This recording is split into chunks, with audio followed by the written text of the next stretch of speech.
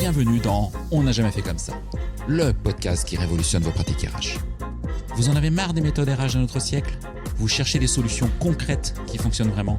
Alors vous êtes au bon endroit. Dans chaque épisode, je vous dévoile les stratégies qui marchent, les innovations qui changent la donne et les témoignages de ceux qui osent faire différemment. Ah oui, je suis Florent Le Tourneur, fondateur de We Feel Good. Et depuis 2016, ma team et moi avons transformé la communication RH de plus de 150 entreprises et collectivités. Notre mission ? Vous donner les clés pour attirer les talents, fidéliser vos équipes et booster l'engagement. Alors, rendez-vous sur www.wefeelgoodrh.com ou contactez-moi directement sur LinkedIn. Je vous offre un audit gratuit de votre communication RH et je vous mets le lien dans la description de cet épisode. Profitez-en aussi pour vous abonner à ce podcast pour ne rater aucun épisode, bien entendu. Alors, prêt à révolutionner vos pratiques ? C'est parti et excellente écoute. Ce podcast est soutenu par HelloWork, le premier acteur digital français du recrutement. Depuis 25 ans, HelloWork accompagne les entreprises avec ses solutions. Plateforme de recrutement, CV Tech, site carrière ou encore portail de cooptation. Plus de 50 000 pros RH l'utilisent déjà. Et vous ? Découvrez tout ça sur HelloWork Recruteur. Vous trouverez toutes les offres dans le lien en description de cet épisode. Hello à toutes et à tous et bienvenue sur ce nouvel épisode dont On n'a jamais fait comme ça, avec un épisode traditionnel en début d'année, vous allez voir. Et aujourd'hui, j'ai le plaisir d'accueillir ou d'être accueilli dans ces locaux par Stéphanie Fraise. Bonjour Stéphanie. Bonjour Florent. Merci de ton accueil. On est à 2 pas de la place Clichy dans vos nouveaux locaux. Tu vas peut-être nous en parler. Tu n'es pas une DRH académique. Tu viens du marketing, de la vente, du business avant de passer donc dans le monde des ressources humaines. Et depuis novembre 2023, tu occupes le poste de Chief Human Resource Officer chez Open Classroom, une très belle plateforme qui rend l'éducation accessible à tous. Tu t'es notamment fait remarquer par ton approche de recrutement basée sur les compétences plutôt que sur le simple CV. J'ai trouvé plein de littérature sur le web sur ce sujet, mais aussi ton pragmatisme sur l'usage de l'IA dans les processus RH, un vaste sujet aujourd'hui. Et donc Stéphanie, aujourd'hui, un grand merci d'être avec nous sur On n'a jamais fait comme ça. On va explorer rapidement ou pas si rapidement que ça ton parcours, tes convictions surtout du métier et cette vision que tu portes pour les RH de demain avec un exercice donc, que je disais toujours un peu difficile, ta vision des tendances de notre métier en 2026. Alors c'est forcément des choix, mais toi comment tu vois effectivement la fonction RH évoluer cette année, peut-être les années futures. En tout cas, une nouvelle fois, un grand merci de me consacrer du temps. C'est très, très chouette parce que on a tous des agendas bien compliqués. On enregistre en tout début d'année 2026, donc les rentrées sont toujours bien chargées en général. Ouais. Alors justement, ton parcours. Je disais, c'est pas celui d'une RH classique. Pas fait une école RH avec un parcours RH tradi. Est-ce que tu peux rapidement nous raconter ce qui s'est passé dans ta vie pour arriver dans la fonction RH et puis on va revenir sur d'autres sujets. Avec plaisir. Merci pour ta confiance déjà, Florent. Je suis ravie d'être sur ton podcast. En effet, j'ai un parcours qui n'est pas tout à fait académique puisque ça ne fait qu'une dizaine d'années que j'évolue dans la fonction RH. Avant ça, j'ai eu un parcours d'abord marketing puis commercial. Marketing dans des grands groupes, j'ai commencé chez Orange pendant quelques années. Et ensuite, je suis passée chez Canal+. Ah oui, des grosses structures. Voilà, donc plutôt des grosses structures, très grosses puis grosses. Canal+, j'y suis restée une bonne quinzaine d'années. J'ai adoré cette entreprise. J'ai eu la chance d'avoir un mentor professionnel là-bas qui m'a aidée et m'a accompagnée dans mes différents mouvements professionnels. Et donc, j'ai fait d'abord beaucoup de marketing. Ensuite, j'ai évolué vers une fonction commerciale pendant 5 ans, qui était vraiment du commercial dans le dur, puisque je m'occupais de la distribution des abonnements Canal+ dans les magasins, avec des distributeurs partenaires comme la grande distribution, Carrefour, Auchan. C'est à l'époque, effectivement, on souscrivait dans les grandes surfaces. Ouais. Et en fait, je m'occupais de toutes les forces de vente commerciales qui s'occupaient de développer la formation des vendeurs et la mise en avant des offres Canal dans les magasins. Et en fait, c'est durant cette expérience que j'ai découvert, premièrement, l'ampleur des besoins RH d'une équipe qui est en pleine transformation, puisqu'on a, pendant 5 ans, ce dont je me suis occupée, c'était de transformer complètement le positionnement de ce canal de vente et du coup par ricochet le métier de nos équipes de vente qui s'est complètement transformé. Donc il a fallu que j'accompagne cette transformation.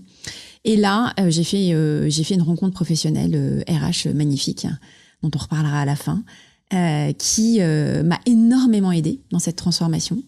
Et j'ai trouvé son métier passionnant. Je me suis dit, mais c'est génial en fait de pouvoir donner comme ça des clés, des outils, des aides pour accompagner les gens du business et les aider à grandir, à se développer et à délivrer et à atteindre leurs objectifs. Et donc, je me suis beaucoup rapprochée des équipes RH à ce moment-là. Et moi, je leur ai dit, je veux faire votre métier. Et j'ai eu cette chance incroyable parce que mon mentor professionnel qui m'avait accompagnée chez Canal depuis plusieurs années, qui m'avait déjà fait faire ce move au commercial, était aussi le CEO de Dailymotion, qui faisait partie du même groupe que Canal, un groupe Vivendi. Ah, ok. Et Dailymotion avait été racheté par Vivendi 1 an avant et ils refaisaient tout leur comité de direction.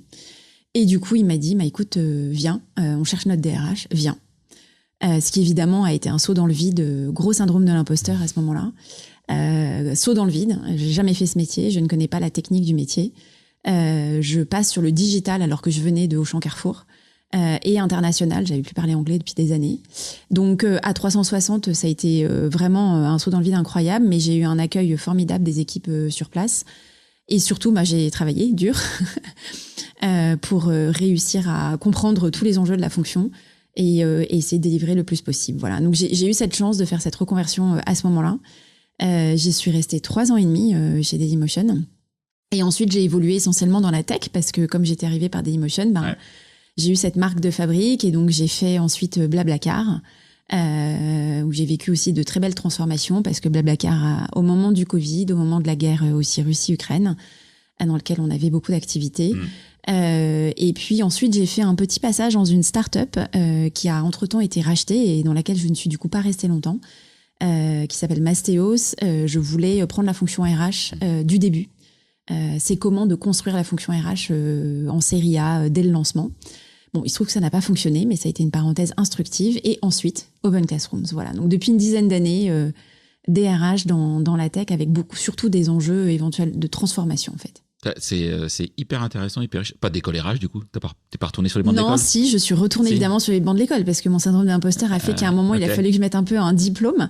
Mais ceci étant, j'ai absolument aucun regret. J'ai choisi cette formation. J'ai été très bien conseillée par mes pairs RH qui m'ont dit, à ton âge avancé et à ton niveau d'expérience, ça sert à rien que tu ailles te former sur la technicité du métier. Tu vas pas aller apprendre à faire, même s'il faut évidemment le maîtriser, mais c'est pas ça qu'on attend de toi. On va attendre de toi à ton niveau d'expérience et de seniorité, d'être plutôt dans une fonction stratégique. Et donc, j'ai fait la formation de Sciences Po, l'exécutive master RH de Sciences Po avec Michel Barabel. Ah oui, ok. Qui a été une très belle rencontre professionnelle. Michel, si tu nous écoutes, merci encore. Ça fait à peu près 10 fois que je me dis qu'il faut que j'invite Michel sur ce podcast. Tu peux l'inviter. Ouais, en plus, c'est un mec en or. C'est un père RH incroyable. Et ça a transformé beaucoup de choses pour moi. Pas uniquement sur la technicité de mon métier, mais j'y ai fait énormément de rencontres professionnelles avec qui m'ont aidé à développer mon réseau. C'est là que j'ai découvert l'IA aussi, à ce moment-là. D'ailleurs, petite anecdote, mon mémoire de fin de diplôme était sur l'impact de l'IA, sur la gestion des talents et des compétences, à un moment où l'IA était quasi inexistante. Michel m'avait dit, tu devrais faire une série d'articles sur LinkedIn. J'aurais dû, je l'ai pas fait, mais c'est comme ça. Tu vois, j'ai rencontré des gens comme Séverine Loureiro, j'ai rencontré des gens comme Jérémy Lamry, que je suis beaucoup depuis. Voilà, j'ai fait des très belles rencontres et ça a vraiment changé ma vision de mon métier et ça m'a ouvert un réseau absolument incroyable. Donc, Et le monde n'est fait que de rencontres. Exactement. Et là, tu le prouves, mais sur tous les points. Ah, mais complètement. Voilà, et ça, j'en suis ultra convaincu.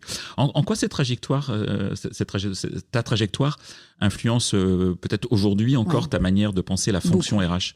En fait, ce qui essentiellement caractérise ma façon d'opérer, c'est que comme je viens du business, et que j'ai eu un amour des RH par l'angle du business, de comment les RH peuvent aider le business, ce qui me drive, c'est ça. Voilà, c'est-à-dire que je ne conçois pas ma fonction et j'invite tout le temps mes équipes à penser client interne avant toute chose. Donc nous sommes là pour aider nos clients internes, nous sommes là pour comprendre leurs enjeux et leurs besoins et nous sommes là pour leur apporter des solutions.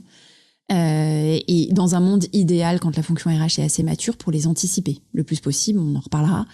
Mais on est là pour avoir une compréhension du business suffisamment importante pour anticiper avec le business comment on va pouvoir les aider en avance de phase, en mettant en place les organisations, le recrutement des talents, les politiques, peu importe, qui vont les aider au moment où ils vont devoir accompagner une croissance, une transformation, peu importe. Donc c'est vraiment ça qui me guide. Et donc d'ailleurs, je travaille en général dans des entreprises où je suis capable de comprendre le business. J'aurais du mal à travailler dans des environnements qui me sont complètement étrangers. Une biotech, par exemple, une biotech. Ça me serait plus compliqué, je pense. Okay. Tu vois, Dailymotion, c'était assez facile de comprendre son activité. Blablacar aussi, Open Classrooms aussi.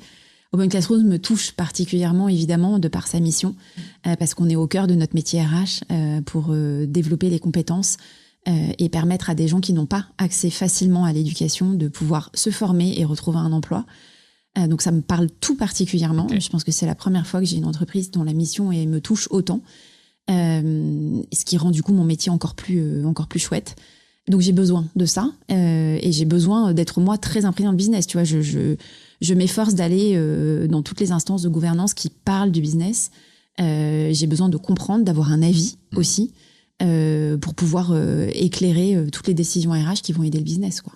Ok, très, très, très clair. Est-ce que tu as une illusion sur le métier RH que tu as dû peut-être déconstruire en prenant des responsabilités au fur et à mesure de tes années?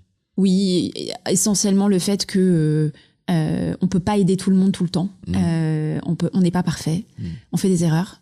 On n'est pas des sauveurs non plus. Hein. On n'est pas des sauveurs non plus, exactement. Et ça, je dirais que c'est quelque chose d'un peu difficile à accepter, d'autant que la fonction RH est une fonction qui est sous la loupe.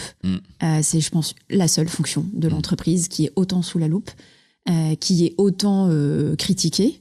Et donc, le moindre faux pas, la moindre erreur peut devenir cataclysmique.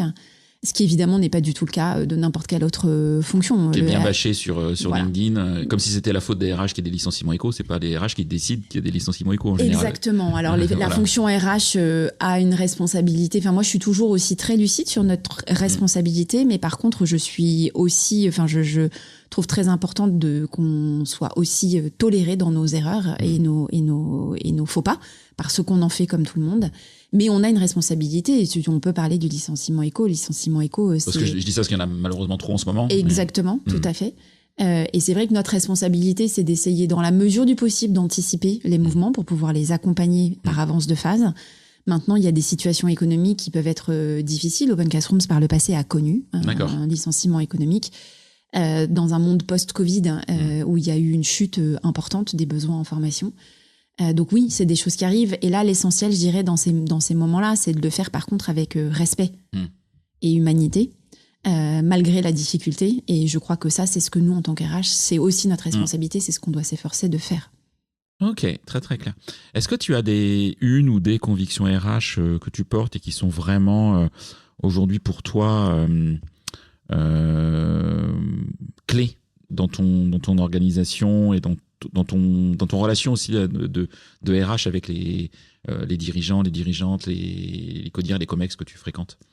Alors, en plus de ce que j'ai dit tout à l'heure, c'est-à-dire l'angle business, et je trouve que c'est vraiment la responsabilité des RH que de s'intéresser au business et de s'efforcer de le comprendre. Outre ça, il y a un sujet de quelle est la position du rôle. Position du rôle déjà dans l'organisation. Je me suis très souvent exprimée sur le fait que j'étais totalement opposée aux organisations qui ne positionnent pas le rôle RH au même niveau que les autres fonctions de l'entreprise, notamment la fonction financière, par exemple, pour ne citer qu'elle. Ah ouais, moi, ça m'horripile toujours quand je vois un RH rattaché à un DAF dans une offre d'emploi. Un DAF, un secrétaire général, un CEO, t'as plein de formats très différents. Il n'y a pas de raison. Voilà. Nous, notre responsabilité, c'est de montrer qu'on peut amener de la valeur.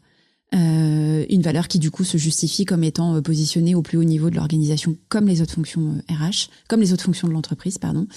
Donc ça, c'est déjà un premier sujet qui me tient à cœur. Mais du coup, dans ma façon d'opérer et dans la façon dont je pense que les RH doivent opérer, c'est premièrement, comme je l'ai dit, s'intéresser au business, parce que c'est comme ça que tu vas amener de la valeur. Ne pas être dans sa tour d'ivoire, isolé avec ses politiques RH qu'on va appliquer de façon un peu académique et scolaire, mais comprendre quels sont les besoins, c'est-à-dire réconcilier à la fois ce qu'on pense nous important d'un point de vue RH, mais aussi ce qui va concrètement répondre à un besoin et impacter le business, le delivery, peu importe les besoins de l'entreprise. Est-ce que c'est un besoin de recrutement? Est-ce que c'est un besoin de transformation, d'anticipation sur les compétences? Peu importe. Est-ce qu'il y a des enjeux de santé mentale? Etc. Et de co-construire. Voilà, de co-construire, ça c'est quelque chose que je trouve extrêmement important. Tout comme je disais que je drive mes équipes en leur expliquant que nous avons des clients internes, on a aussi un enjeu de pas être top-down dans notre approche et de pas arriver avec des idées toutes faites. On doit absolument passer par cette phase de co-construction. C'est assez basique et élémentaire, mais comprendre les besoins, imaginer les solutions, les aligner et les valider avec nos clients internes pour pouvoir ensuite les dérouler efficacement. Ok, très très clair. Alors, tu as un peu préparé cet épisode parce qu'il est un peu plus difficile que d'autres épisodes. Ouais, il y a un petit peu d'enjeu. Donc j'ai quelques éléments effectivement de tes futures réponses que tu m'as transmises. Avant toute chose, si on parle tendance, tu m'as parlé d'un réalignement forcé entre société et travail. Ouais. Qu'est-ce qui, selon toi, rend 2026 peut-être différent des crises précédentes qu'on a pu vivre ces dernières années en tant qu'RH? Alors peut-être déjà le premier élément, et je vais revenir sur pourquoi réalignement forcé, mais je trouve qu'on démarre cette année 2026 avec une multitude, en effet, de tensions externes et internes accumulées. Ça fait quand même des années qu'on vit des transformations énormes, rapides. On a eu le Covid, le télétravail, on a eu plus récemment, évidemment, l'IA, on va en reparler. Ça, c'est, je dirais, ce qui touche directement les entreprises, mais il n'y a pas que ça. On a aussi plein d'éléments externes qui viennent nous impacter et qui prennent de plus en plus de place dans la société. On peut parler de tout ce qui est géopolitique, on peut parler des enjeux sociétaux, on peut parler des enjeux culturels. Il y a énormément de conflits internationaux, on a énormément de sujets qui de plus en plus viennent impacter l'entreprise sur les sujets écologiques, les sujets religieux. Ça, c'est des éléments qui, je trouve, ont énormément cru en 2025. Et en parallèle de tout ça, on a aussi un effet, et c'est un effet un peu ciseau, avec des attentes des salariés qui ne cessent d'augmenter. Ils ont besoin de plus en plus de sens, ils ont besoin de flexibilité. On a vu que le télétravail était devenu un peu challengé maintenant. Ils ont aussi des attentes en termes de transparence. On a cette porosité vie pro, vie perso qui prend de plus en plus de place. La parentalité, la place du temps perso. Et un dernier élément qui, moi, quand j'ai préparé cet épisode, m'a frappé. Je suis tombée sur une étude qui disait que dans les années 90, il y avait 60% des gens qui indiquaient que le travail avait une place importante dans leur vie.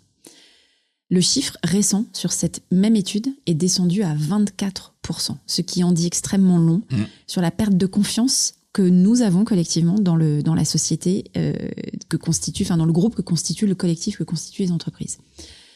Et donc en fait, quand tu accumules tous ces éléments-là, alors pourquoi 2026 ? Parce que je trouve que ça s'est renforcé en 2025. On a vu beaucoup sur LinkedIn de stigmatisation autour d'un certain nombre de ces sujets qui prennent de plus en plus de place. Et c'est pour ça que j'ai parlé d'un réalignement forcé, parce que l'entreprise, elle ne peut pas être étrangère à ces phénomènes, parce qu'elle constitue un collectif d'individus qui eux-mêmes vivent ces éléments, attendent quelque chose de l'entreprise.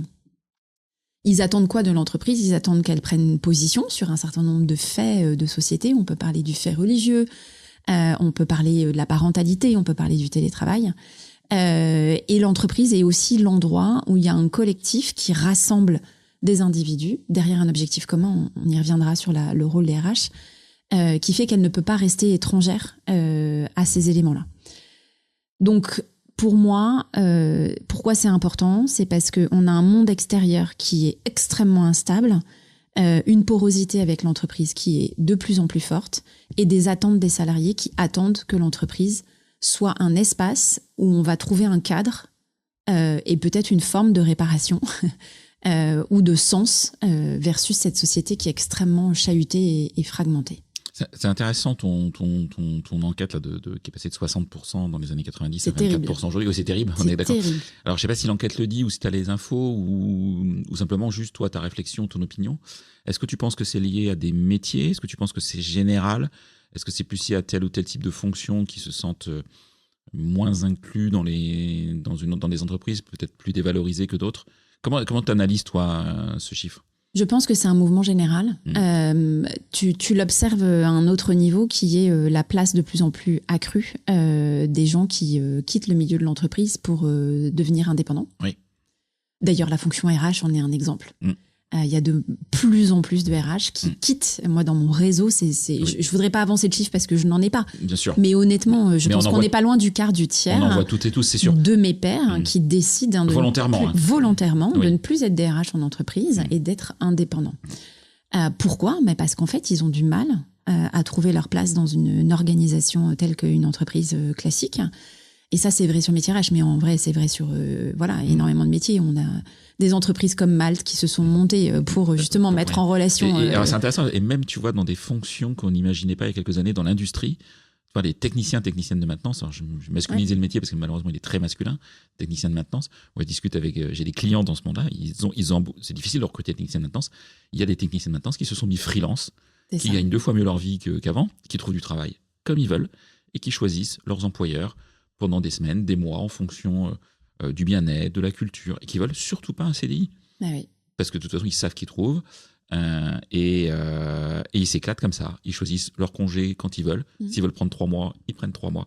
C'est des vrais sujets. Hein. Bien sûr. Donc, et en fait, du coup, pour répondre à ta question, je crois que ça touche toutes les entreprises, tous les milieux, tous les métiers. Et que ça, c'est une forme de crise par rapport à ce qu'apporte l'entreprise. Avant, c'était un non-sujet. L'entreprise, c'était l'endroit où on grandissait, où on était fidèle. D'ailleurs, on restait 10 ans, 15 ans, 20 ans, toute sa carrière dans la même entreprise. Aujourd'hui, c'est plus du tout ça. Tu l'as fait chez Canal. Et moi, je l'ai fait chez Canal. Et finalement, je suis restée assez longtemps chez Canal. J'ai plus le chiffre en tête, mais il y avait une étude qui avait circulé il y a quelques années qui disait... le nombre d'entreprises et le nombre de métiers que les futures générations allaient occuper, qui est absolument astronomique par rapport à ce qu'on a connu nous, qui sommes plus anciens, pas de la même génération. Donc voilà. Donc en fait, ça montre à quel point il y a un climat de défiance ou de crise vis-à-vis du collectif que constitue l'entreprise. Et évidemment, quand nous on est RH en entreprise, on joue un rôle absolument majeur pour créer un cadre et un collectif qui va permettre d'attirer, de donner du sens, de fidéliser. Alors, il ne s'agit pas de rester 15 ans, mais au moins un peu plus, tout en composant aussi avec les indépendants, qui font aussi partie, et ce n'est pas un des thèmes que j'aborderai, mais c'est quelque chose qui est assez établi maintenant, de devoir composer avec une partie de notre force de travail qui est indépendante. Alors du coup, tu parlais du rôle des RH par rapport à ce sujet de réalignement forcé. Ouais. Quel est le rôle des RH un peu comme gardien du sens ? Et comment éviter les écarts entre le discours, les valeurs affichées et la réalité vécue au quotidien dans les boîtes ? Bon, ça, c'est un sujet hyper important. Hyper important et d'autant plus important que... alors moi, j'ai eu la chance d'évoluer ces dernières années dans des entreprises où les missions sont extrêmement claires et explicites et sont un levier d'engagement et d'attraction très fort. Chez Open Classrooms, rendre l'éducation accessible, on a chez nous des salariés qui sont absolument passionnés et qui vibre à chaque fois qu'on a un étudiant qui vient témoigner de à quel point on lui a permis de remettre un pied dans ses études et dans l'emploi. Donc c'est extrêmement gratifiant de voir à quel point tu impactes. Voilà. Maintenant, comment concrètement on peut aligner ça ? C'est ce que tu as dit. Je pense qu'on est sorti de ce monde, notamment de la start-up, qui avait des grands discours et qui n'appliquait rien dans la vraie vie. En tout cas, moi, ce que je me suis toujours attachée à faire dans les entreprises où j'étais avec mes équipes, c'est de cascader ce que veut dire cette mission, la culture et les valeurs qui sont... voilà, ça veut dire quoi travailler chez Open Classrooms ? En quoi c'est différent que de travailler chez Blablacar ? C'est quoi l'expérience que tu as ? Et comment ça se traduit dans chaque moment de vie, dans ton entreprise, du premier contact que tu as avec l'entreprise dans le processus de recrutement, en passant par ton onboarding, en passant par... le management, comment le management manage. On a écrit un modèle managérial avec les managers qui était directement inspiré de notre culture et de nos valeurs, qui sont explicites, qu'on a traduit en comportement observable. Comment tu gères la performance et comment tu gères l'offboarding, etc., etc. Et en fait, concrètement, il s'agit de traduire ça en des actions précises et concrètes, en des comportements observables et de pouvoir ensuite adapter toutes tes politiques RH en conséquence. Quand tu fais ça, d'un seul coup, tes valeurs, elles deviennent hyper concrètes. Elles sont vécues. Je peux donner un exemple concret, par exemple. Nous, on a une politique du feedback qui est assez incarnée, qui est assez présente. Et on invite nos collaborateurs. On a les vendredis du feedback. On a une chaîne Slack parce que nous utilisons Slack comme un des outils de collaboration interne.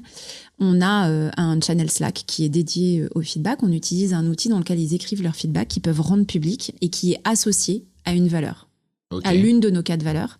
Et donc, tu dois donner des exemples très précis de le feedback, je le donne à qui, pourquoi et en quoi ça illustre et ça incarne cette valeur-là de l'entreprise.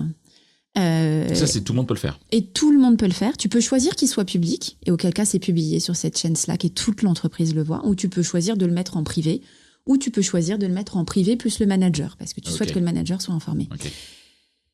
C'est un exemple très concret. Quand c'est public, j'imagine que c'est quand même une version positive des choses. Bien sûr, c'est évidemment. Et c'est toujours compliqué de donner des feedbacks de progrès, et on a formé nos managers à le faire, et petit à petit, on accompagne l'entreprise pour le faire. Mais tout ça pour te dire que du coup, cette histoire de valeur, elle peut devenir très concrète. Et tu peux du coup faire en sorte que ça devienne quasiment impalpable. C'est-à-dire que les collaborateurs sentent et ressentent la culture et les valeurs parce qu'ils le vivent dans leur quotidien. Parce que chaque jour qui se passe dans leur façon de travailler, dans leur environnement de travail, dans les actes managériaux, dans le comportement du comité de direction, il y a des comportements, des faits, des éléments qui sont alignés avec cette valeur. Autre exemple, on a une de nos valeurs qui touche à la transparence. En fait, on communique sur nos chiffres de façon extrêmement détaillée, très régulièrement. On toute transparence sur nos objectifs commerciaux et financiers, nos résultats commerciaux et financiers sont partagés en toute transparence à toute l'entreprise. Voilà. Qu'ils soient bons ou moins bons, quoi. Qu'ils soient bons ou moins bons, exactement. Voilà, donc ça, nous, en tant que RH, c'est vraiment notre rôle de faire en sorte que ça devienne très concret. Ça, c'est un premier point, et c'est ce qui permet un peu de donner du sens à l'expérience du salarié. Le deuxième, c'est que nous, on est quand même ce que j'ai appelé moi les gardiens du cadre. Ça veut dire quoi ? Ça veut dire que nous, notre rôle, c'est quand même de mettre en place des politiques qui soient claires, mais qui soient aussi tangibles, et qui permettent justement d'encadrer certains des sujets qu'on a évoqués tout à l'heure. J'ai parlé du fait religieux, on peut parler de l'expression politique, on va y avoir des élections, c'est toujours des moments qui peuvent être compliqués. Qu'est-ce qui est OK ? Qu'est-ce qui est pas OK ? Et on peut ne pas être d'accord avec ce qui est OK, pas OK, mais par contre, c'est la culture et la politique de l'entreprise. Et ce qui est la politique de flexibilité, on s'est parlé du télétravail, nous on est en entreprise qui est en remote first, ça veut dire quoi ? Concrètement, qu'est-ce que ça veut dire ? Qu'est-ce qui est autorisé ? Qu'est-ce qui est pas autorisé ? C'est pas non plus la fête à neuneux. Exactement. C'est une expression un peu de vieux d'ailleurs. Mais je la comprends. Merci. Je la connais. En fait, et donc ça, nous, en tant que RH, c'est très important qu'on soit ceux qui aidons à définir ce cadre, à faire en sorte qu'il soit aligné avec la culture et les valeurs de l'entreprise, et qu'il soit explicite pour les salariés, et que du coup, quand il y a un débord, quand il y a un fait qui n'est pas aligné avec ça, qu'on puisse se référer à ce cadre pour dire ça c'est OK et ça c'est pas OK. Et tu peux ne pas être d'accord, mais il se trouve que c'est notre politique et notre cadre d'intervention et de travail chez Open Classrooms. Donc ça, c'est un deuxième élément. Et en fait, le troisième, qui est pour moi extrêmement important, c'est ce que j'ai appelé le collectif. J'ai déjà parlé du collectif tout à l'heure, architecte du collectif. Pourquoi ? Parce qu'en fait, on est là pour rassembler et fédérer autour d'un objectif commun. Comment ça se traduit de façon très concrète ? Je peux prendre un exemple. En quoi les objectifs de l'entreprise viennent servir notre mission ? En quoi les objectifs qui vous sont cascadés à vous, en tant qu'équipe et individu, quel est votre niveau de contribution individuelle aux objectifs de l'entreprise et à la mission ? C'est hyper important de fédérer un collectif, et c'est ce qui va... on a parlé tout à l'heure de la fragmentation, de la crise, etc. L'entreprise, ce qu'elle peut faire, c'est qu'elle peut fédérer un collectif autour d'un sens et d'un objectif commun. Mais il faut que ça soit très concret pour chaque individu. Ça, c'est une bonne façon de le faire. Quand tout le monde est soudé derrière un objectif commun et quand tout le monde comprend comment il contribue individuellement à ça, alors tu as de grandes chances que l'entreprise forme un collectif qui fédère les individus et qui évite de la fragmentation et de l'individualisation. Et ça, les RH jouent un rôle évidemment hyper important. On peut aussi parler dialogue social. J'ai la chance, moi, d'avoir un niveau de dialogue extrêmement collaboratif avec notre CSE et nos représentants du personnel. Et notre rôle aussi, en tant que RH, c'est d'équiper les managers. J'ai un peu parlé des managers tout à l'heure. À chaque fois que j'arrive dans une entreprise, c'est la première chose que je fais, définir le modèle managérial, former les managers, parce qu'ils vont être le ciment qui va faire le lien entre les individus de leurs équipes et l'entreprise. Ok, très riche. Stéphanie, j'ai envie de passer sur un second thème dont tu voulais parler. Bien sûr, autour de l'IA. Et quelque chose que tu as écrit, c'est que t'es pas juste fan de comment utiliser l'IA, qui est souvent une question que l'on a, c'est comment utiliser l'IA dans les RH. Je pense que le problème est plus, en tout cas le sujet est plus vaste. C'est pas forcément un problème, d'ailleurs le sujet est plus vaste que comment utiliser l'IA. J'ai le sentiment, c'est très perso ça aussi, c'est pareil, il n'y a pas de chiffres, que l'IA est aujourd'hui de plus en plus massivement adoptée, mais de façon un peu chaotique, encore très peu encadrée. On teste, limite c'est du shadow IA. Toi, comment tu vois les choses? Et où est-ce que tu vois aujourd'hui les plus grands risques pour la fonction? Alors, je te rejoins sur le fait que l'adoption, elle est massive. Après, on est dans une bulle. Moi, dans mon environnement, évidemment, je travaille dans des environnements tech et digitaux, donc l'adoption, elle est plus que massive. Et elle est sans doute réalistiquement pas tout à fait la même dans d'autres environnements de travail, mais quand même.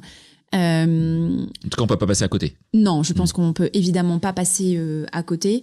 Alors évidemment, nous, en tant que RH, on a une responsabilité énorme pour accompagner ce mouvement. Je vais pas trop m'étendre là-dessus parce que je crois qu'on est attendu sur autre chose dont on parle beaucoup moins. Mais pour commencer, on est en effet attendu sur le cadre qu'on va pouvoir poser en partenariat avec les équipes digitales, tech, IT, peu importe. Il y a même des entreprises qui ont déjà fusionné les rôles RH et digitaux, pour info. Ah oui, j'ai lu sur ce podcast un DRH et DSI. Voilà. Exactement. Donc on voit bien à quel point ça devient maintenant des enjeux communs. Donc former, donner du cadre, tu as parlé de Shadow IA, en effet c'est hyper important de protéger les intérêts de l'entreprise. Donc tout ça c'est une réalité.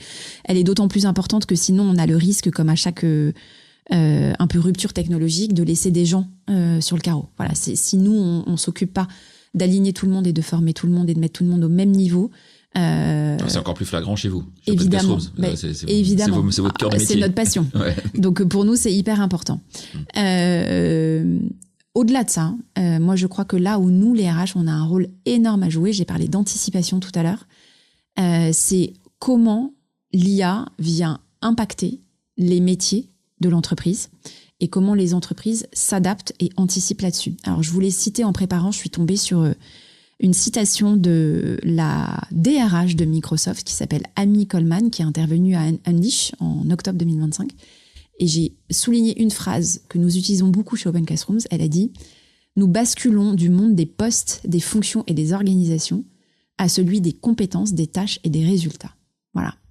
Et en fait, qu'est-ce que ça veut dire ça d'un point de vue? Quel est l'impact pour les entreprises et quel rôle on a à jouer nous, les RH, là-dedans? C'est qu'en fait, il faut désormais penser compétences, tâches et résultats pour organiser la formation, pour organiser l'anticipation des compétences. D'ailleurs, il y a d'autres chiffres qui circulent, qui disent, alors Jérémy Lamry, si tu m'écoutes, tu sauras de quoi je parle, mais les fameuses hard skills et soft skills, on dit qu'aujourd'hui, les hard skills, donc les compétences dites techniques, elles ont une durée de vie qui est inférieure à 18 mois désormais. Donc ça prouve à quel point en fait le monde va tellement vite que ça sert à rien d'être en maîtrise parfaite et totale d'une compétence technique qui évolue en permanence. Donc en fait tout change, tout est évolutif. Et là où l'IA vient impacter, c'est qu'elle vient donc décomposer notre travail en tâches et elle vient se substituer partiellement voire totalement à nous sur un certain nombre de tâches. Donc du coup ça veut dire que nous en tant qu'équipe RH, on doit travailler sur l'anticipation des transformations de ces compétences. Ça veut dire qu'il faut faire preuve d'un peu de prospective. Et d'ailleurs, Jérémy fait ça aujourd'hui, de travailler sur une prospective des compétences, d'évaluer comment dans le métier, le domaine d'activité dans lequel mon entreprise évolue, quelle anticipation je peux avoir de ce qui va se passer à horizon 2-3 ans. C'est pas la peine d'aller au-delà, mais d'essayer d'anticiper un minimum les mouvements pour pouvoir identifier quelles vont être l'évolution des compétences et comment je vais anticiper sur l'accompagnement des salariés sur ces transformations, parce que c'est des transformations qui prennent du temps à faire. L'être humain ne peut pas changer du tout au tout du jour au lendemain. Et donc, c'est là où la planification des compétences peut être anticipée. Alors, on parle de strategic workforce planning, qui est un peu le nouveau mot pour la GEPP. Voilà, GEPP, acronyme bien connu des équipes RH. Le GEPP, c'était un peu la vision statique de ça. ce qui est entendu derrière la SWP, et d'ailleurs, il y a plein d'outils de la tech RH qui existent sur le marché, qui peuvent accompagner ça, pour avoir justement une démarche qui est plus statique, mais qui est proactive, qui va permettre d'avoir une gestion beaucoup plus dynamique pour anticiper les compétences et accompagner les différents changements de l'entreprise. Donc ça, c'est un premier point, un premier enjeu en tout cas. Le deuxième, c'est on peut plus avoir des grandes campagnes de formation comme on faisait avant. On mettait tout le monde dans une salle, voilà, une fois par an, et tu formes tout le monde à la compétence X, Y, Z. Non, en fait, ça marche pas. Et donc, en fait, il faut maintenant aller vers un apprentissage continu. On parle souvent de micro-learning, ou en tout cas de t'adapter à l'environnement de travail et d'être en apprentissage continu versus une formation one-shot. Ce qui implique d'avoir des organisations qu'on appelle apprenantes, qui vont vraiment mettre l'apprentissage, qui est un sujet qui nous est cher chez Open Classrooms, au cœur de l'ensemble de tes dispositifs et de tes politiques RH. Donc le sujet, c'est ça en fait. Le sujet, c'est anticiper plutôt que subir, et c'est mettre l'apprentissage et être proactif versus réactif, et mettre l'apprentissage au cœur de tes politiques RH. Et ça, avec ce qui s'est passé l'année dernière sur l'ampleur de l'IA générative, je crois que c'est quelque chose qui doit nous préoccuper désormais en tant que fonction RH pour piloter les talents et la gestion des talents et des compétences de façon anticipée. Ok, extrêmement clair. Le sujet du strategic workforce planning, du SWP, qui n'est pas forcément encore qu'un mot qui est très connu. Tu m'as bien écrit qu'il doit maintenant être aujourd'hui être continu en fait, et plus une fois par an on fait ce bilan, et puis alors, pour l'avoir fait, alors ça s'appelait pas comme ça à l'époque, mais quand j'étais RH, t'avais pas tous les outils, donc le temps que tu le fasses, c'était déjà foutu. Tu pouvais recommencer. Tu peux recommencer. Ouais. Comment mettre en place un SWP un peu continu, et relié aussi à un sujet que tu as abordé en début d'échange, à la stratégie business de la boîte. Oui. Bah ça, c'est hyper important en fait. Donc c'est pour ça que c'est des chantiers que tu conduis pas du tout de façon isolée évidemment RH, mais que tu conduis aussi avec le business. Donc en fait, comment tu t'y prends en fait, t'as une première étape qui va être une étape de cartographie. Tu cartographies les compétences actuelles de ton entreprise, de tes collaborateurs, des différents métiers, et de là tu vas pouvoir faire deux choses. La première, c'est que tu vas identifier là où ce qu'on sait aujourd'hui de l'IA vient impacter. Ok. Qu'est-ce que tu gardes, où est-ce que ça détruit des tâches ou des compétences, où est-ce que ça peut les augmenter, les aider. Ça, c'est la première chose. Et la deuxième chose, c'est que tu vas anticiper, c'est là où je parlais de prospective tout à l'heure, tu vas anticiper sur mon marché, mon métier, mon business, comment il va évoluer. Tu peux établir différents scénarios. Et quelles vont être les compétences, du coup, qui vont manquer dans mon organisation. Celles qui doivent être développées, celles qui doivent être renforcées, celles qui doivent être arrêtées, celles qui doivent être complétées. De là, tu vas pouvoir établir cette cartographie et tu vas pouvoir identifier les écarts de qu'est-ce qui te manque entre la situation d'aujourd'hui et la situation de demain. Et tu vas établir un chemin pour évoluer et aller vers la cible que tu veux atteindre de façon progressive et continue. Il faut évidemment s'aider et s'outiller, comme je l'ai dit tout à l'heure. Il y a plein d'outils qui existent sur le marché qui te permettent... Vous en avez un chez... Non, vous avez pas. Non, pas encore. Pas encore. Ça fait partie des chantiers. En fait, pour faire ça, je ne l'ai pas précisé parce qu'il faut repartir à la base. C'est qu'il faut déjà pouvoir cartographier tous tes métiers et tes compétences. Et ça, c'est très exactement ce qu'on est en train de faire. On est en plein milieu de ce chantier-là. Donc, il faut commencer par ça. Une fois que tu as ça, là, tu peux t'outiller et tu peux avoir du coup un outil qui te permet de gérer ça de façon un peu dynamique à l'individu. Donc, tu vas créer une espèce de marché en fait interne de tes compétences parce que tu vas pouvoir aussi, au-delà de la formation, faire évoluer des collaborateurs qui maîtrisent une compétence X, Y, Z qui va pouvoir s'appliquer et être transférable à un autre métier de l'entreprise. Et donc ça, c'est ça qui te permet de créer ta dynamique, en plus de toute la formation dont j'ai parlé tout à l'heure, qui va te permettre de venir compléter. Donc tu vas pouvoir soit aller recruter des compétences complémentaires qui te manquent, tu vas pouvoir former les individus qui ont besoin de renforcer leurs compétences, ou tu vas pouvoir transférer des personnes qui maîtrisent une compétence donnée vers un autre métier, parce que eux, dans leur ancien métier, il y a une partie des tâches qu'ils accomplissaient qui n'existent plus. Et donc, tu vas pouvoir les faire évoluer. Voilà. Et donc, en fait, tout ça, c'est ce qu'on appelle, c'est encore un mot anglais, hein, c'est ce qu'on appelle les skills-based organizations. Donc, c'est les organisations qui sont basées sur les compétences. Et en fait, pourquoi ça nous est cher chez nous, chez Open Classroom, c'est que on a toujours eu cette conviction que la gestion par les compétences était une clé absolument très importante de succès. Nous concevons tous nos cours de cette façon-là. Nos cours sont basés sur l'acquisition de compétences. Donc en fait, on ne forme pas à un métier, on forme à des compétences qui composent un métier. Et tous nos modules sont décomposés, compétence par compétence.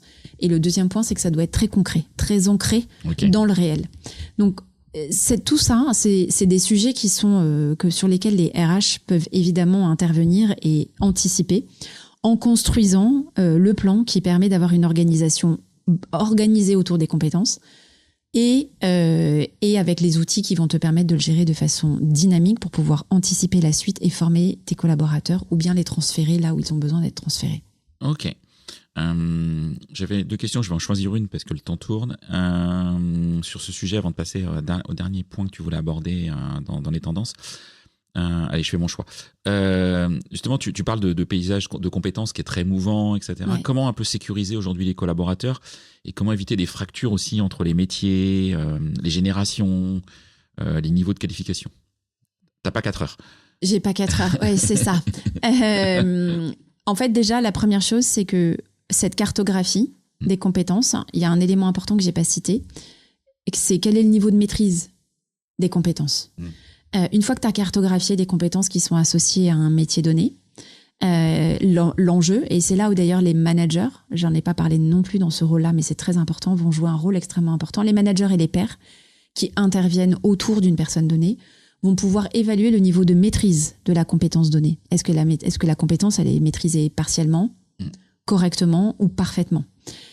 Une fois que tu as cartographié les compétences données et le niveau de maîtrise, c'est là où tu vas pouvoir venir accompagner correctement, avec le bon niveau d'intensité, le renforcement des compétences. Si une compétence est pas du tout maîtrisée, tu vas pouvoir venir intervenir sur la personne concernée pour pouvoir l'accompagner. À l'inverse, si j'ai quelqu'un qui est en maîtrise totale, il va pouvoir être un mentor pour un de ses pairs qui la maîtrise pas totalement. Ça, c'est aussi ce que tu fais dans une organisation qui est basée sur l'apprentissage continu, c'est que tu utilises aussi beaucoup les collaborateurs en interne pour faire ce qu'on appelle de la formation sur site, en fait, tu vois, avec du mentoring, du pairing. Donc, comment tu fais pour éviter qu'il y ait de la disparité? Tu fais ça. Tu cartographies tes compétences, tu évalues le niveau de maîtrise des compétences et tu fais en sorte d'aligner ton plan de développement. Alors, en fonction de tes priorités business, tu peux avoir un besoin crucial en 2026 de renforcer une compétence critique, par exemple, vente. Et tu vas mettre un peu le holà sur d'autres développements. Donc, tu arbitres aussi en fonction de tes besoins business.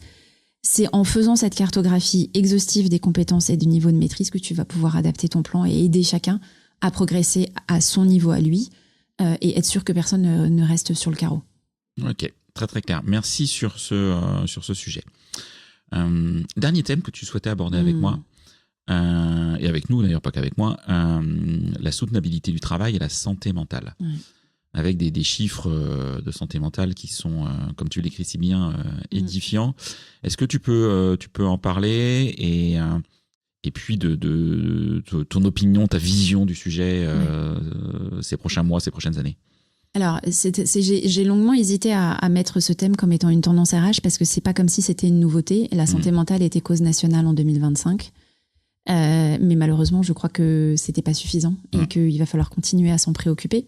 Pourquoi ? Parce qu'en fait, on n'a pas encore les derniers chiffres de fin d'année et de la clôture de l'année, mais déjà dans le courant de l'année 2025, on a pu constater sur les différentes enquêtes et les différents chiffres qui ont circulé que les chiffres ne s'amélioraient pas.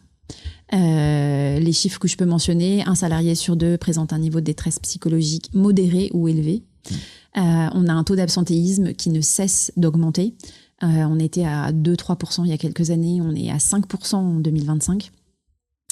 On augmente aussi d'ailleurs une hausse de la durée des absences, qui est d'autant plus préoccupant parce qu'on ne se parle plus de petits arrêts ponctuels, on se parle d'arrêts longs. Et évidemment, je ne parle même pas de la part que représente le burn-out et le stress dans ces arrêts et dans les difficultés de santé mentale. Donc en fait, la raison pour laquelle j'ai voulu remettre ce sujet et l'emphase sur ce sujet, c'est que Je crois que ça doit continuer à être un de nos enjeux majeurs. Il est très en lien avec le premier d'ailleurs que j'ai cité. L'entreprise n'est pas un endroit où on peut imaginer qu'il n'y a pas de porosité entre la vie personnelle et la vie professionnelle, parce que parfois les enjeux de santé mentaux peuvent avoir des déclencheurs liés au travail, mais qui peuvent avoir des origines ou des causes personnelles. Et donc nous, notre responsabilité, on y reviendra du coup sur le rôle des RH, c'est évidemment d'accompagner tout ça, de l'identifier et d'avoir les actions qui conviennent et qui sont importantes. Parce qu'en fait, la problématique à laquelle on va être confronté, c'est que du coup, on rejoint le sujet de crise par rapport à le sens qu'on trouve au travail. Si le travail devient une source de souffrance et de santé, comment on peut imaginer 2 secondes engager les collaborateurs et faire en sorte que les entreprises délivrent? Ça n'est pas possible. Alors, je vais reciter Jérémy Lamry, mais j'ai eu l'occasion de l'écouter récemment où il a parlé de ces sujets. Il a parlé de quelque chose que je trouve très intéressant. Il a parlé de polyfatigue. Voilà. C'est quoi ça? En fait, il parlait de polyfatigue parce que, et c'est aussi en lien avec le deuxième thème de l'IA, c'est qu'on se retrouve avec un niveau de charge, ce qu'il a appelé la charge cognitive, qui s'est intensifiée. On n'a plus de break, on n'a plus de pause. En fait, notre cerveau est en travail et en ébullition permanente. Et du coup, ça crée un niveau de charge cognitive qui crée ce qu'il a appelé donc de la polyfatigue. Et qui se combine avec la perte de sens, qui se combine avec l'intensité des crises extérieures et intérieures des entreprises, les ruptures, les changements permanents, etc. Fait que du coup, on se retrouve face à des injonctions très complexes entre les besoins d'une entreprise que de délivrer et d'atteindre ses objectifs, et de l'autre, des salariés qui ne suivent plus, en fait, qui n'y arrivent plus, avec une part des salariés qui ne suivent plus qui augmente. Donc, en fait, c'est cette rupture entre les deux sur laquelle je pense qu'on doit absolument se dire qu'on a encore un enjeu en 2026 à accompagner ça. Il y a 1000 façons de l'accompagner, évidemment, mais c'est, je crois, un sujet qui reste totalement d'actualité et qui est une de nos grosses tendances encore cette année. Ok. Et je reviens sur Jérémy Lamry, tu as parlé d'un sujet que j'ai trouvé, qui m'a fait tilt quand je l'ai lu, un peu sur le manager du futur et le côté régulateur. Comment tu vois les choses et quelle est la place du RH auprès de ses managers pour aller vers ce type de rôle parmi les multiples rôles d'ailleurs qu'ont les managers de proximité? Alors ça, c'est un point important que tu soulèves. J'ai eu l'occasion dans un podcast il y a quelques temps de parler de à quel point je sais que le rôle managérial est un rôle absolument critique. Il est presque aussi critique que celui des RH.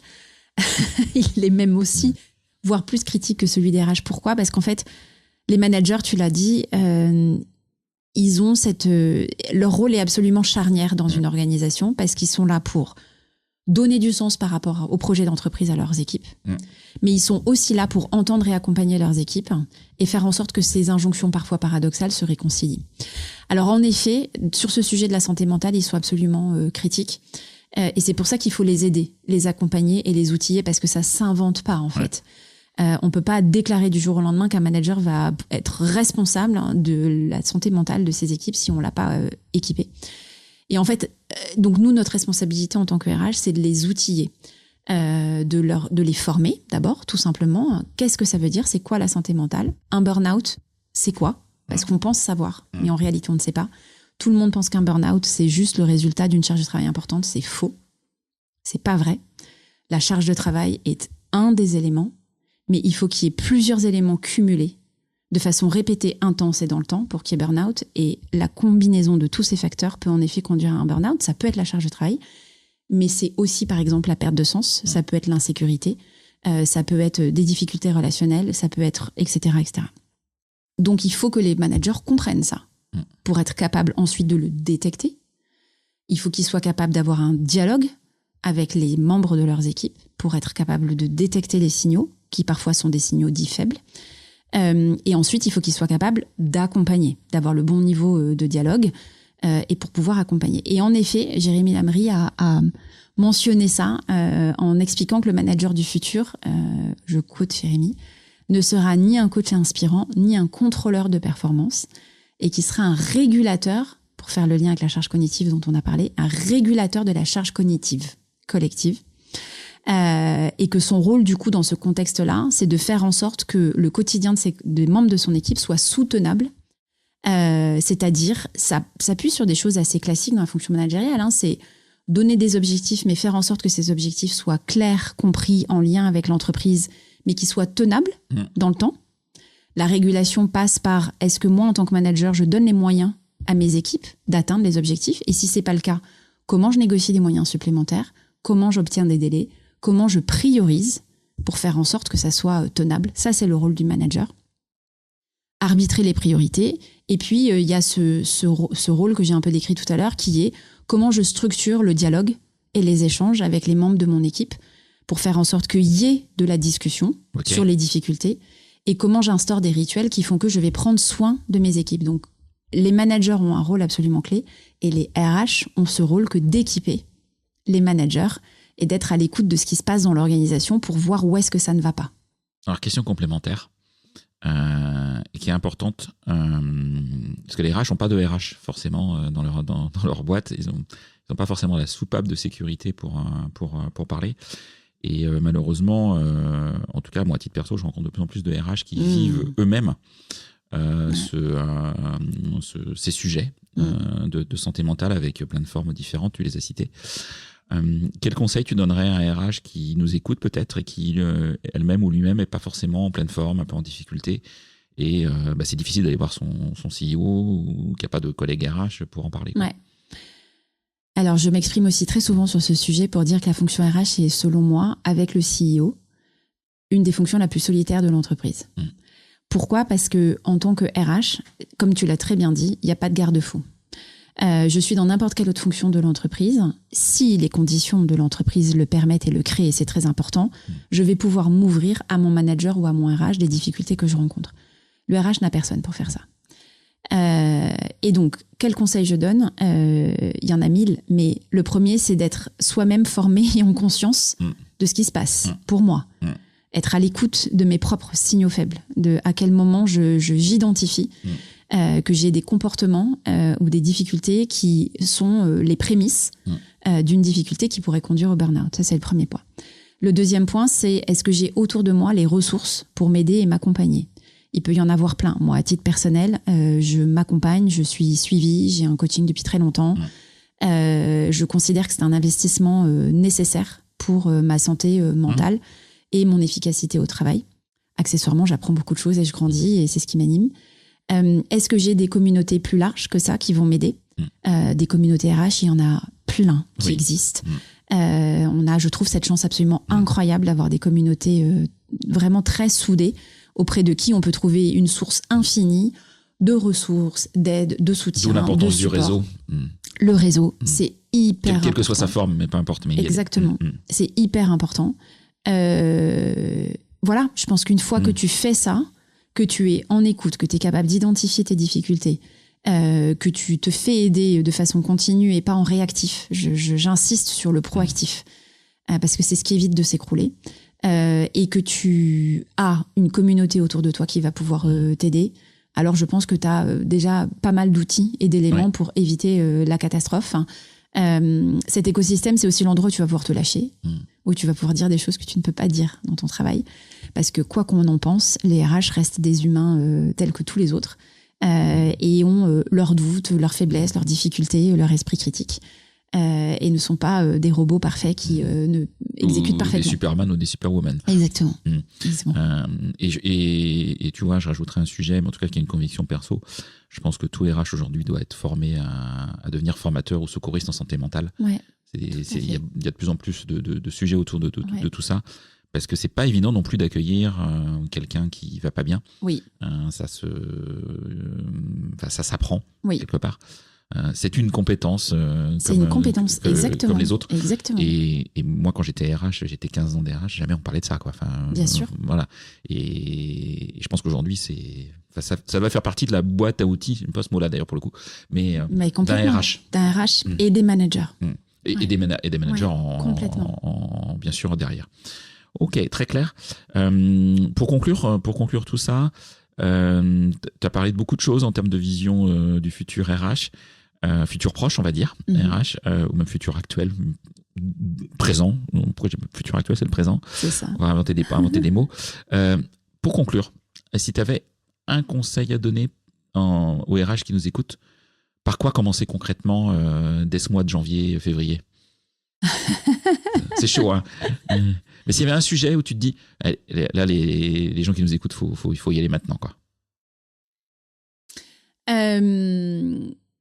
Alors, la raison pour laquelle je vais te dire que c'est compliqué pour moi de répondre, c'est que je crois que ça dépend énormément de l'entreprise dans laquelle tu évolues. Oui, et du contexte. Et du contexte de ton entreprise.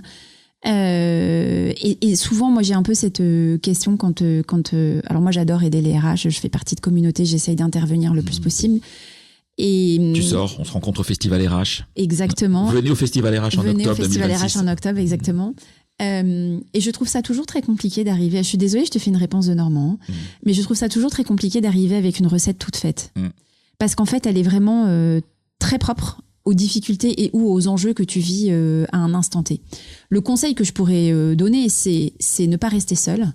Et quel que soit le sujet que tu as besoin d'adresser, de faire en sorte que tu as, premièrement, une communauté qui va pouvoir t'aider de façon très concrète sur la difficulté ou le sujet que tu as besoin d'adresser.